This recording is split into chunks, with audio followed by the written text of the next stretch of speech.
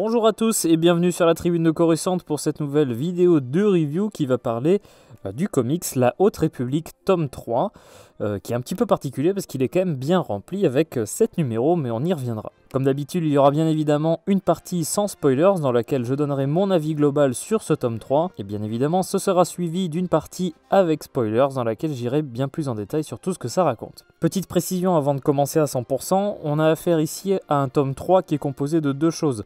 La fin de la série La Haute République par Cavan Scott, mais également les 2 numéros de la mini-série Eye of the Storm, donc l'œil du cyclone en français, qui sont mises à la toute fin de ce comics-là et qui constituent en quelque sorte le point final, la fin de toute la phase 1 de la Haute République. Donc c'est vraiment quelque chose de très important. C'est actuellement le récit dont certaines parties se passent le plus tard possible, à la toute fin de la phase 1, donc c'est quand même quelque chose de très important.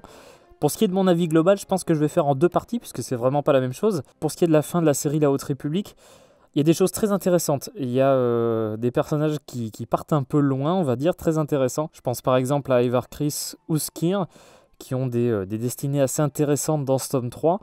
Et aussi, il y a une très jolie connexion avec la chute de l'étoile. Et on voit encore une fois à quel point c'est bien travaillé. La connexion de toutes les œuvres, ça marche vraiment très bien. Et on a vraiment un bon complément à ce qui s'est passé dans la chute de l'étoile. Mais du point de vue de personnages qui ne sont pas dans le roman, on apprend 2-3 choses supplémentaires. Et il y a des moments quand même assez marquants et importants pour cette fin de phase 1. Et pour ce qui est des 2 numéros de Eye of the Storm, j'ai trouvé ça vraiment excellent. Ces 2 numéros de comics vous apprennent tout sur Markenro, sur la famille de Markenro, d'où il vient, son espèce, etc. Et vraiment, je comprends qu'on ait eu ça à la toute fin, parce que voilà, fallait quand même garder une espèce d'aura de mystère autour du personnage. Mais là, vu que la phase 2, d'ailleurs au moment où je parle, a commencé à peine aux États-Unis, c'est le moment d'en savoir un petit peu plus sur Markenro et de nous initier 2-3 trucs par rapport à cette fameuse phase 2. Donc vraiment très intéressant. Le découpage d'ailleurs du comics Eye of the Storm permet d'aborder pas mal de temporalités différentes. On retrace bien toute cette histoire-là et c'est vraiment... c'est très cool de découvrir tout ça, on va dire. Donc voilà, je pense que ce tome 3 constitue une lecture assez essentielle de la Haute République phase 1. Donc je vous conseille vivement la lecture et d'autant plus que c'est de la bonne qualité, donc autant ne pas se refuser ça. Je pense que ça va être très difficile d'en dire plus dans une partie sans spoil, donc à partir de maintenant, je vais passer en partie avec spoilers, dans laquelle je reviendrai bien plus en détail sur tout ce que j'ai à dire sur ce comics. Donc bien évidemment, à partir de là, c'est pour ceux qui ont déjà lu ou ceux qui n'ont pas grand chose à faire d'être spoilés. Pour ce qui est de l'arc La Haute République, donc le dernier arc de cette série, on approche du ton de la chute de l'étoile parce que c'est quand même quelque chose de très dramatique, on va dire. Il se passe des choses pas très gaies, on va dire. On poursuit justement la quête d'Avar Kriss pour retrouver Lourna-Dee, celle qui est supposément le chef de Nihil, alors que bien évidemment non, nous on le sait, mais les Jedi pensent que c'est elle. Il y a 2 choses qui sont assez bien traitées dans ce comics-là. C'est vraiment l'évolution de Skir avec l'histoire de sa maladie propre au Trandoshan, donc qui va le couper de la force, etc. Et c'est pour ça d'ailleurs qu'il a été aussi violent au début de ce comics-là. Et aussi, je trouve que Avar Kriss est assez surprenante. Spoil pour la chute de l'étoile, vous savez normalement qu'il y a un Jedi, Elzarman, pour ne pas le citer, qui a un comportement assez particulier vers la fin du roman. Je pense que Avar Kriss n'est pas en reste, puisque quand même sa traque de Lourna-Dee est quand même assez violente. Et heureusement que Kiv est là pour la tempérer un peu. Ce qui est assez surprenant, c'est que justement, c'est Kiv Trennis qui va freiner Avar Kriss dans toute son entreprise de vengeance contre Lourna-Dee. Si bien que, alors, elle lui coupe une main, voilà, mais elle la tue pas, alors que bon, c'était quand même mal parti. Et c'est assez intéressant justement de voir qu'en tant que représentant de la lumière, si on s'enferme vraiment dans l'idée qu'on fait toujours le bien, mais on se remet jamais en question, et du coup, on peut dévier du chemin, sombrer dans le côté obscur. C'est ce que lui dit Kiv à ce moment-là, et qui est assez intéressant. C'est assez bien travaillé comme évolution, et c'est assez intéressant justement de voir Avar Kriss, qui est quand même assez... pas parfaite non plus, mais qui est vraiment un symbole, une icône des Jedi, voilà, tomber dans ce genre de penchant-là, et c'est quand même assez cool d'en voir un peu plus là-dessus. Et bien évidemment, la série de comics va faire le lien avec la chute de l'étoile, et la Taraxia, donc le vaisseau à bord duquel est Avar Kriss, et d'ailleurs où est capturé Lourna-Dee. Et donc ce vaisseau-là est présent au moment de l'explosion du flambeau stellaire, bien évidemment. Et justement, ils vont essayer de sauver certaines personnes. Il y a un joli sacrifice d'ailleurs de Skir, qui semble être immunisé par rapport aux bêtes de Mark-Yonro justement qu'il a utilisé contre les Jedi, qui sont responsables de la mort de Loden Greystorm et de 2-3 autres quand même aussi pendant cet événement-là. Il y a une jolie fin à ce personnage qui fait ce dernier geste. Il sait qu'il va plus pouvoir utiliser la Force très prochainement, il sait qu'il va devoir abandonner sa vie de Jedi, donc il se sacrifie pour que tout le monde se sauve et que tout le monde survive face au Nameless, face au sans nom. Et c'est quand même assez lourd, assez dramatique comme je disais tout à l'heure. On est vraiment dans la veine de la chute de l'étoile avec des personnages, des sacrifices, des morts, etc. Et on voit quand même que c'est une fin assez lourde en termes de pertes pour les Jedi, mais au moins c'est impactant. Voilà, il se passe des choses et les personnages ne sont pas invulnérables. Il y en a qui peuvent mourir et on a eu la preuve de tout ça avec tous les morts qu'il y a eu sur cette fin de phase 1. On avait vu précédemment d'ailleurs que Terek et Seret avaient été attaqués par les créatures de Mark-Yonro. Et ça va mieux du coup. C'est des personnages qui sont pas passés loin de mourir quand même. Ça a presque fini par tirer comme Greystorm, mais vu que ce sont des jumeaux assez particuliers, enfin bref, qui ont un lien dans la Force, un truc particulier de leur espèce, ça leur a permis d'échapper à tout ça. Mais voilà, il y a le sauvetage de Kyve, moment assez cool aussi. Ça fait un peu vraiment comme un acte 3, on va dire, de gros films, de blockbuster. On va de rebondissement en rebondissement, d'événement en événement. Et c'est assez palpitant, on va dire, à lire, et c'est très très cool. D'ailleurs aussi, en parlant de sacrifice, c'était plus ou moins mentionné dans la chute de l'étoile, mais on voit Avar Kriss venir en aide temporairement à Estala Maru, donc qui était celui qui pilotait entre guillemets le bon fonctionnement du flambeau stellaire. Et on l'avait vu d'ailleurs dans plusieurs comics, notamment justement La Haute République. Dans un dernier moment de bravoure, Estala Maru reste avec le flambeau stellaire jusqu'au dernier moment pour maintenir son intégrité jusqu'à ce que ça explose.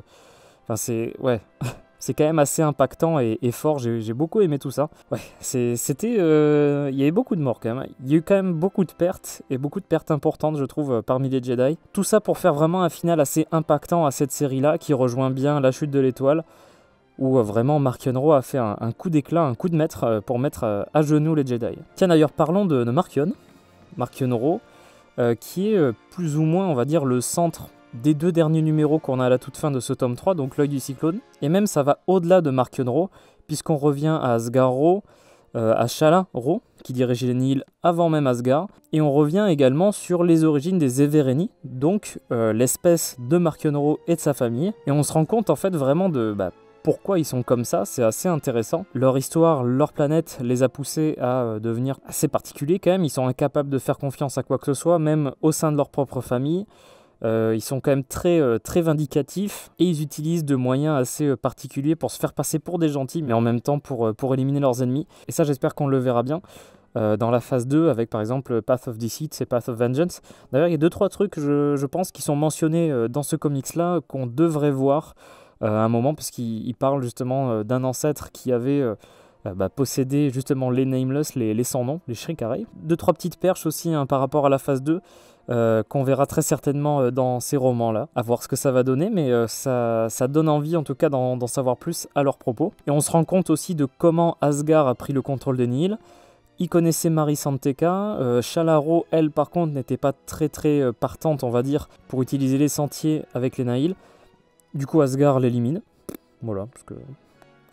Très bien. D'ailleurs pendant ce temps-là, Mark-Yonro, qui est encore assez jeune, qui est un enfant, sympathise, on va dire, avec Mari Santeka, donc c'est assez intéressant de voir les débuts de cette relation aussi. D'ailleurs, il y a Panaita et Kassav, qui sont des Tempest Runners qu'on voit plus tard dans la Haute République, qui voit débarquer Asgard-Ro en tant que nouveau chef des Nihil, et d'ailleurs il va asseoir sa nouvelle place en tant que œil des Nihil, avec son rôle de fournir les sentiers. Il en garde le secret, il ne révèle pas d'où ça sort, c'était ce qui nous avait été dit jusqu'à maintenant dans la Haute République. Donc il garde bien ce secret, et pendant ce temps-là, il devient pas vraiment le chef, mais une espèce de figure centrale des Nihil, ce qui met en place d'ailleurs la hiérarchie un petit peu particulière qu'on avait pu voir dans la lumière des Jedi au début de la Haute République. Et d'ailleurs, pour affirmer sa place, il utilise les sentiers dans un petit vaisseau que pilote Mark-Yonro alors qu'il est encore enfant, dans une scène assez particulière où Mark-Yon a du mal à s'arrêter d'ailleurs. A du mal à s'arrêter de tuer des gens, ce qui est très rassurant. C'est quelqu'un de tout à fait normal. Et du coup on voit la mort d'Asgard, on revient sur les débuts de Mark-Yonro en tant qu'œil des Nihil. On voit d'ailleurs comment il a pu récupérer de nouvelles créatures comme celles qu'il y avait dans l'Orage Gronde.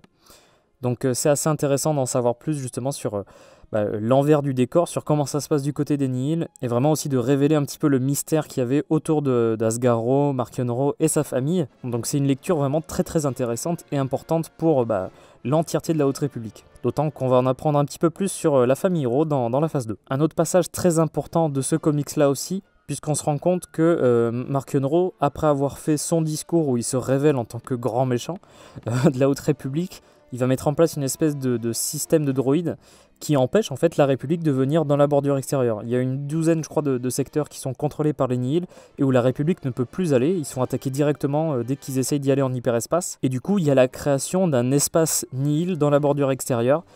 Et vraiment un espace où il s'affranchit de la République. Et je trouve que c'est un contexte très intéressant pour ce que ça va donner en phase 3. Justement, comment ça va se dérouler tout ça, c'est quand même assez intriguant. Et on a très très hâte de voir comment ça va se passer. D'ailleurs, c'est assez intéressant parce que tout ce récit-là, les 2 numéros sont entrecoupés de phases, on va dire un petit peu de présent, où c'est Markenro qui raconte quelque chose à un Jedi, et c'est le maître Obratuk qu'on a pu voir dans les aventures, qu'il a fini par capturer et qui tue avec une de ses créatures. Donc bon, Markenro c'est un vrai méchant quand même assez imposant, important, et qui est bien affirmé, on va dire, qui nous est bien présenté. Maintenant, on connaît un peu plus en détail son histoire, sa famille, d'où il sort, quels sont ses objectifs, et d'ailleurs comment il réussit à tout ça, parce qu'il parvient quand même à écarter les Jedi. Ils ont tous peur justement des créatures de Markenro, parce qu'ils ont compris qu'il y avait des créatures qui s'attaquaient directement à eux. Ils ont tous la frousse en fait. On dit dans le numéro d'ailleurs qu'ils se rassemblent tous sur Coruscant parce que ils ont peur quoi. Les Jedi ont peur. Markenro arrive quand même à faire peur à tous les Jedi grâce à ces créatures-là. Honnêtement, c'est vraiment un antagoniste assez puissant et qui aura vraiment mis à mal les Jedi et la République. J'ai très hâte du coup. Alors, la phase 2, ça va se passer avant la phase 1 et ça va nous présenter 2-3 choses en plus qui vont certainement servir pour la suite. Mais la phase 3, j'ai vraiment hâte de découvrir ce qui va se passer dedans et comment on va, à partir de cette situation finale dans ce comics-là, partir sur une nouvelle série d'histoires de la Haute République. C'est très intriguant et j'ai hâte de voir comment les Nihil vont enfin se faire vaincre par les Jedi. Là, le postulat de départ est vraiment pas glorieux. Il y a toute une partie, une importante partie, on dirait, de la bordure extérieure, en tout cas, qui est sous contrôle des Nihil. Et c'est très intriguant et ça donne très envie de voir la suite. Donc voilà, je pense que j'ai dit à peu près tout ce que je voulais sur ce comics-là, le tome 3 de la Haute République, qui regroupe donc les derniers numéros de la série La Haute République de Cavan Scott, ainsi que les 2 numéros de Eye of the Storm, donc L'œil du cyclone, écrit par Charles Soule. Et encore une fois, je vous recommande fortement la lecture de ce comics-là, c'est vraiment majeur pour toute la Haute République. J'espère que cette vidéo de review littéraire vous aura plu. Si c'est le cas, n'hésitez pas à laisser un like, n'hésitez pas à commenter pour dire ce que vous avez pensé de ce comics-là. N'hésitez pas également à vous abonner à la Tribune de Coruscant si vous ne voulez pas rater nos prochaines vidéos de review, dont celle de la Haute République. Ça c'est pour Monsieur Scott, il paraît qu'il aime bien ce truc-là. On se retrouve très vite pour de prochaines vidéos, à bientôt, et que la force soit avec vous.